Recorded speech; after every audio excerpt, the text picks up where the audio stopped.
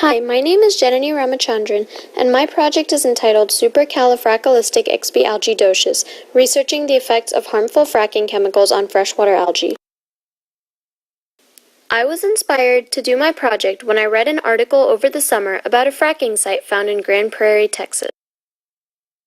Since my uncle works for Shell, I always knew the benefits of fracking and how it's a way to efficiently extract natural gas from the earth. However, I never knew the harms of fracking until I read this newspaper article. This led me to research more on the topic. The biggest concern of fracking is that oftentimes when the chemicals are drilled into the shale rock, the fracture that is made ends up being too deep and cutting into the groundwater level. This contaminates the water and the organisms living in it.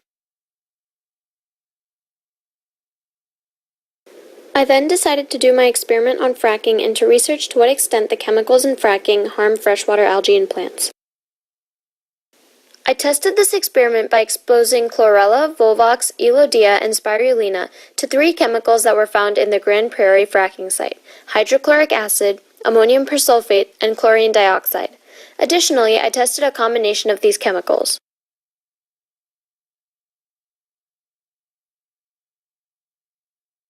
After the algae had been exposed to the chemicals for 3 days, I observed both qualitative and quantitative data of these organisms under the microscope. The results of this experiment showed me the impacts of each chemical on the algae. My quantitative data measured the average number of cells per drop of chlorella, healthy colonies per drop of volvox, cells with the nucleus per leaf of elodea, and waves per strand of solution of spirulina. These graphs showed the percent change from the control to each chemical.